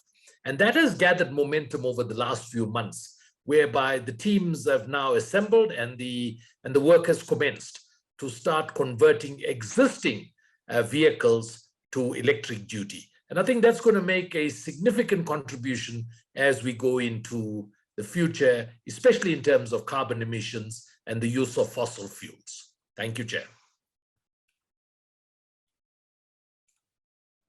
Thank you very much. I've been looking at some of the other questions, and what's been fabulous to see is a number of folk on the chat offering to become involved in sort of building on the examples that are already out there of universities as living labs and similar experiments. So that's great. And those folks should be in touch with Martin and others to pull those together. And I heard Colleen's appeal. Martin, please speak with Coleen and all the colleagues around these initiatives. I wanted to touch on the fact that a number of the questions that we had listed actually dealt with how to increase impact through policy levers, etc.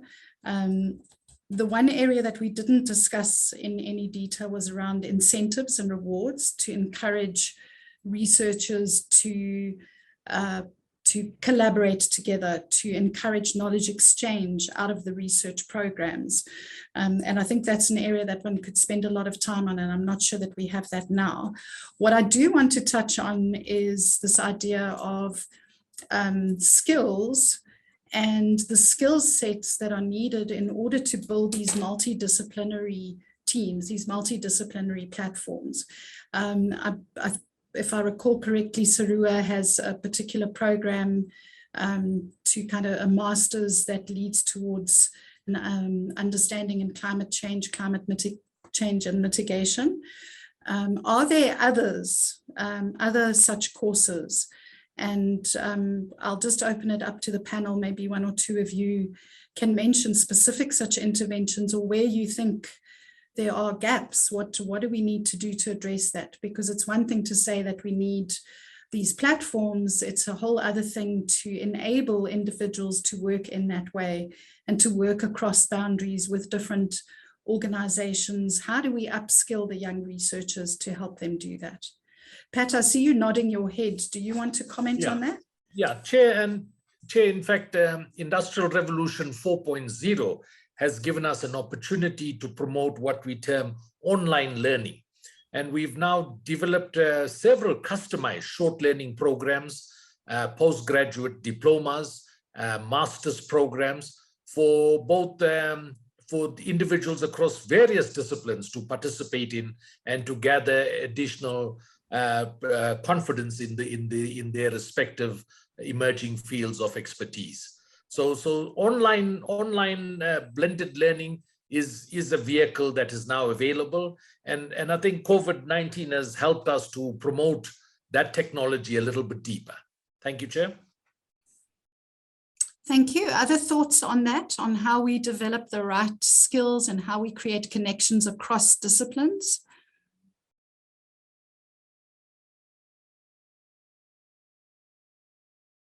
Alice, would you like to comment? Thanks. Yeah, I think it's a really important question, and something that we've been trying to sort of capture in the Fractal project is trying to, trying to capture what it means to work in a transdisciplinary way and to adopt the processes and methodologies that are very different from what people are used to.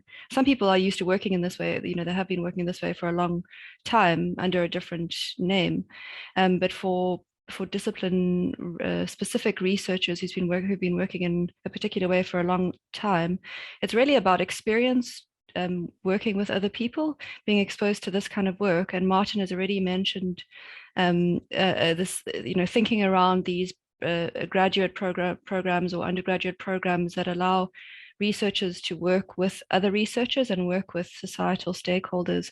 And I think there are applied research programs at UCT and also the ACDI Masters in Climate and Development and the the African Climate and Development Initiative Masters and the African Center for Cities Masters in Southern Urbanism. And what's really nice about that is that they're trying to develop their own urban theory that is rooted in the Southern context. And so that is what we've been saying a lot here, is that it's very much needed. But I just wanted to say one thing is that a personal interest of mine are the relational skills that we really need to be able to work across disciplines and with people outside of academia. And they're not traditionally appreciated in academia. So what are these relational skills? Is it about listening better? Is it about asking the right questions? Is it about I'm not sure, these are kinds of new skills that need to be taught to people coming through the research programs. I think I'll stop there, but I this idea of relational skills, what it means to be a relational researcher, I think is something that we need to explore a lot. That's lovely. Thank you, Alice. I think that's a critical point. We haven't heard much from Roshan, who I know, Roshan, you've been involved in many of these platforms and multidisciplinary programs. Do you have any interventions within your environment or within those programs to assist researchers in being able to work across those platforms and to provide some of the skills that Alice has been referring to? Yeah, thank you very much for this very nice question. I mean, we are like the Global Ocean Acidification Observing Network. It's a network of about 800 scientists, and they are from 100 countries. And more or less, we have about 140 African scientists who are getting into this research. And obviously, we have this platform, the Intergovernmental Oceanographic Commission with the UNESCO, the International Atomic Energy Authority, Ocean Acidification International Coordination Center, the Ocean Foundation, and even NOAA, the Ocean Acidification Program, involved in this endeavor of upgrading and capacity building.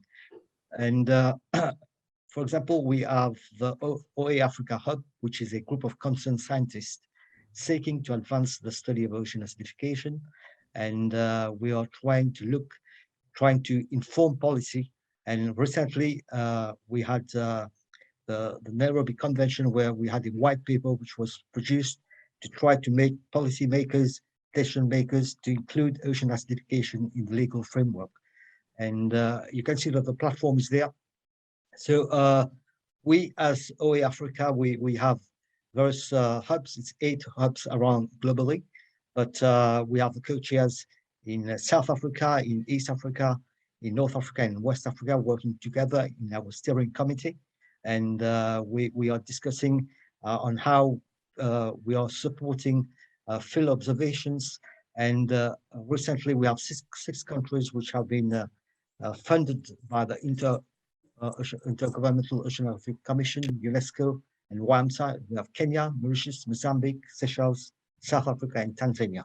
And I can say that the first PhD from South Africa was done in ocean acidification with the help of the University of Gothenburg. And we had the mentor program, which is funded by the Ocean Foundation to pair people in various with supervisors and so on. And obviously, I mean, these are our projects ahead. So as you can see, I mean, we also have the Ocean Acidification Information Exchange program, which is based, it's a digital platform where we link all the various groups together, and we have OA Africa represented on this platform where we can discuss with colleagues, with researchers around the world globally to be able to I mean, there are certain troubleshooting in certain types of equipment. For example, we are using pH sensors, sunburst from the United States. We have a number of various equipment like open cell titration, because we are measuring pH, alkalinity measurements, and we are trying to fit it in the global database. And just recently, because we have the OAS program, which is the Ocean Acidification Research for Sustainability, endorsed by the UN Ocean Decade 2021-2030. And this is a very important aspect to develop capacity building for various institutions, not only universities, but government organizations, NGOs, and so on. And we believe that we also have the Nelson program funded by Norway, cruises which are going around Africa in Cape Town. Around one of the workshops were held in Cape Town, and these are. I'm sorry to interrupt, Roshan. You've given us lots of examples there. That's great. Yes. I want to, in the interest of time, just afford Gilbert the opportunity just to comment on this issue of developing skill sets to be able to work in these multidisciplinary platforms. Gilbert, do you want to provide a final comment on that? And then I think we're going to go to our calls for action that we would like to put on the table as a panel. Thank you, Gilbert. Great, thanks for the opportunity. Yes, we have been involved in some work that seeks to address exactly what you've asked me. I've been involved with the network, which is Education Partnerships for Innovation in Communities. And I call it that in Africa. The program is being implemented both here in Zambia, in Durban, Kenya, and a number of other African countries, including West Africa. And so what we've been up to in that program is to address urban development, urban planning, in a very urban development, urban planning, teaching and research in a very transdisciplinary way.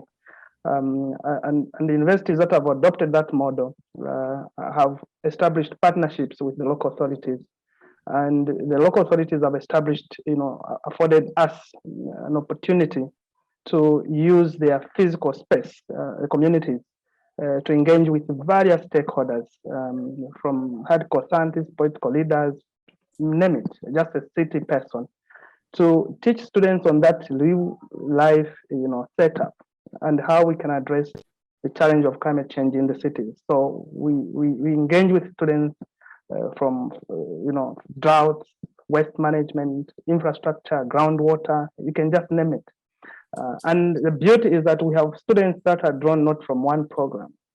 Students are in their hundreds, from economics, psychology, GIS, climate, environment, and they all interface with the real life situation But the beauty is that this is agreed between the city and the city authority and the university, and we're able to assess students based on what they are doing right on the community. And the beauty again is that they don't really write theory exam; they produce reports that got the city, and also we assess them to produce the marks.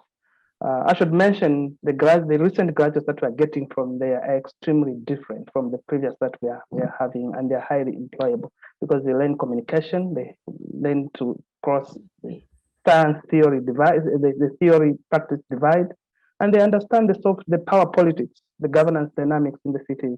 So that's one of the programs that I've been involved with, and Deben, I know, is doing a great thing. That's the best thing. Thank you so much. Sounds lovely, and speaks to this idea of the softer interaction skills.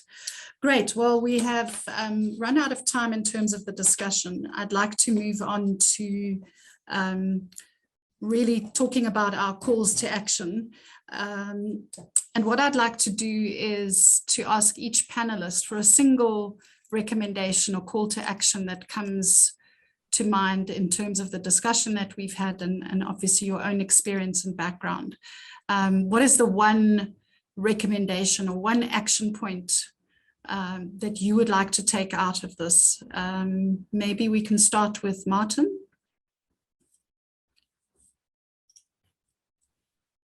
Thank you, Ella. My call to action would be that we need to rally around a collective, purposeful program of action that makes practical, evidence-based contribution to the challenge of climate change in the SADC region. Thank you. That's very short, but I hope that's great. Thank you very much. Alice, would you like to go next? Sure, it's very hard to say just one call to action, but I think I will choose based on what we've discussed today. I think we need to do a lot more research on understanding governance for systemic change. So how do lots of different people work together to move towards changes they'd like to see? And this involves fundamental shifts on so many different fronts: terminology, technology, policy, values, etc. So research on governance for systemic change, but working with people not only in the academic space to understand what that systemic change looks like. Thanks. Great, thank you. Pat, would you like to go next? What's your single call to action? I would say, Chair, the living laboratory for daily applications, and we could use the SDGs as reference. Thank you. Great, thank you very much. Right, so Roshan, your one short call to action. Your mic is muted, Roshan.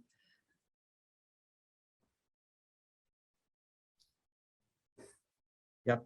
So I'd like to mention that with the start of the UN Decade of Ocean Science for Sustainable Development, I would like to, we will have to ask policymakers to recognize the threat posed by ocean acidification and for political support for the development, expansion, and enhancement of this area of research in the region. And for example, for international research programs, grants, and researchers' mobility framework. Thank you. Thanks very much for that. Gilbert, what would you say? Thanks. Mine is on if we can implement the universities as living laboratories as a way of challenging and innovating around knowledge production and also building systems to sustain knowledge production and engagement with the society. Thanks. Thanks, Gilbert. I would say that it would also be a living laboratory in how to convince decision makers to actually make changes, because I know that in universities, I see lots of heads nodding. I know that in universities, resources are thin, there are many demands, and it's not easy to convince the decision makers to actually implement some of these changes. Right, thank you for that. Tirusha, your thoughts, one single call to action? I think from the discussion, we need to promote more interdisciplinary research and teaching. And there's a need for research to understand and unpack what the opportunities are for us to, move out of working from our silos to working together across different research streams. Thanks. I like that. It's about articulating the opportunity as opposed to the gap. Fantastic. Thank you. All right. Cristina, your single call to action. Yes, I think that it's important to assist the governments to better navigate the transition towards a decarbonized economy, which is actually the just transition towards a decarbonized economy, particularly for our South Africa. And so I would like to say that my only call for action is to concentrate and focus our research towards moving our cities from resilient to smart, to wise, to sustainable. These are the 4 steps to transition our city from resilient to sustainable through being a smart city and therefore using technologies, and to be a wise city, so a city that listens to its citizens. That is the way towards sustainability. I like that model. Thank you. I'm noting things down furiously because my brain doesn't always remember. Okay, fantastic. Thank you. And then last but by no means least, Coleen. Coleen hasn't had much chance to chat in the discussion, but Coleen, you've provided us with lots of very interesting inputs and pieces of information in the chat. Thank you for that. Your single call to action? So remaining humble brokers, to never give up in that brokerage. And in particular, I'd like to cite my colleague in Norway who's just put out a book, You Matter More Than You Think, to work on our own personal thinking around this, our political thinking around this, and then our practical thinking around this. Thank you. Thank you very much. Oyebola, I don't know if it's fair to ask you about the single call for action, but perhaps you want to mention something from your side, but then also maybe just pull together some of the strands of what has been mentioned as these calls to action and summarize it for us. Thank you very much, Ella. It's been an interesting time, a great discussion, a great panelist, and great ideas being passed across in this discussion. Well, we had all discussed and agreed that we need to take some great steps. And for the sake of time, we have highlighted the challenges, the gap, the existing gap between the knowledge base in the higher institution and reaching out to have impact on the society. A number of activities are needed, and these are actually highlighted. And I believe all the points that have been raised are critical and should be looked into in a more detailed form. As a take-home, my own comment is some of these highlighted actions should be adapted to specific grassroots conditions, because situation in different conditions, in different grassroots differ. So my suggestion is that all the ideas that are coming up should be investigated for adaptability in different grassroots conditions. Thank you. Fantastic. Thank you very much. I think that we've covered so many questions and topics. What I've really enjoyed is also to hear some of the specifics, the specific examples, because that for me as somebody who's not steeped in this area of research really helps me understand what is working out there. I think we've also been honest in rating, how well we're doing and in identifying gaps, but also it's lovely to see some of the suggestions made around things that are working well and what we can build on, examples that are out there that we can hope to replicate rather than start the effort from scratch. So I think this has really been very, very interesting, certainly very informative for me, as I said, as somebody not steeped in this area. We were going to ask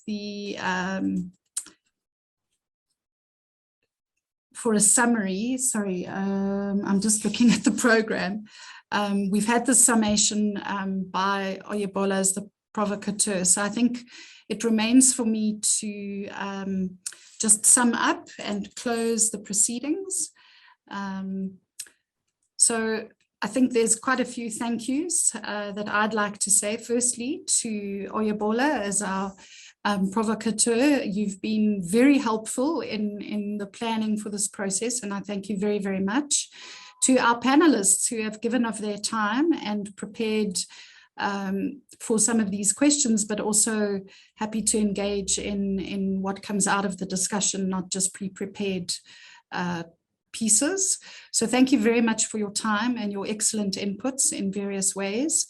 To the audience, thank you for your questions and comments.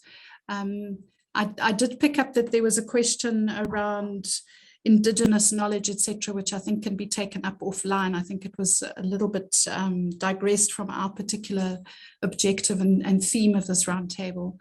I also want to thank colleagues at SARUA, particularly my colleague Rosemary Wilson. I'm not sure if she's one of the audience today.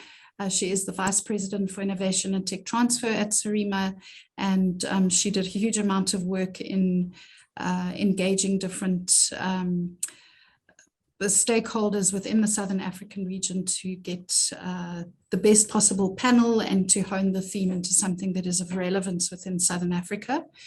I also wanted to thank the British Council for this opportunity.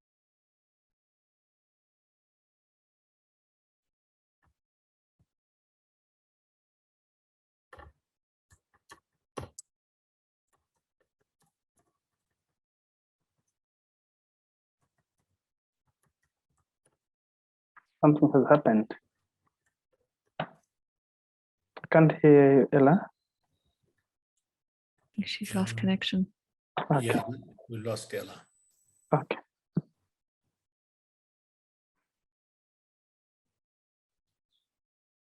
So how do we innovate now? Well, dear panelists,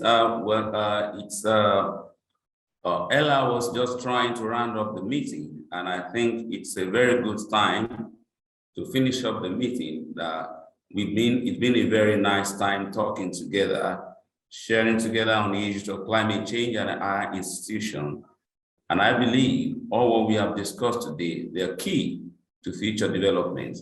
And we've taken some good things, even to be able to move forward in our plans to utilize the knowledge base in the higher institution for adapting to climate change. On behalf of Ella, and I think it's a matter of a technical matter, and our time is already up. We are already used 2 hours, so I wouldn't know. We would not need to wait and wait till when she comes up. I don't know. Oyebola, she's back. I am back. I apologize profusely for that technical glitch. I think you've been summing up, and thank you very much for that.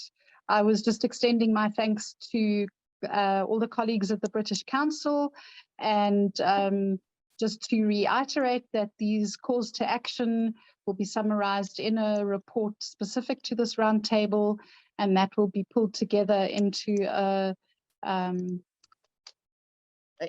overall report as part of the Climate Connection inputs to COPE, which is coming up in a few weeks' time. And yes, thank you very much to everyone who has participated for their role in this, and hopefully we can in fact take these calls to action forward. Thank you very much, and may you have a good afternoon or evening wherever it is that you are. Thank you. Bye-bye. Thank you so much. Bye-bye. Thank you all. Thank you. Bye.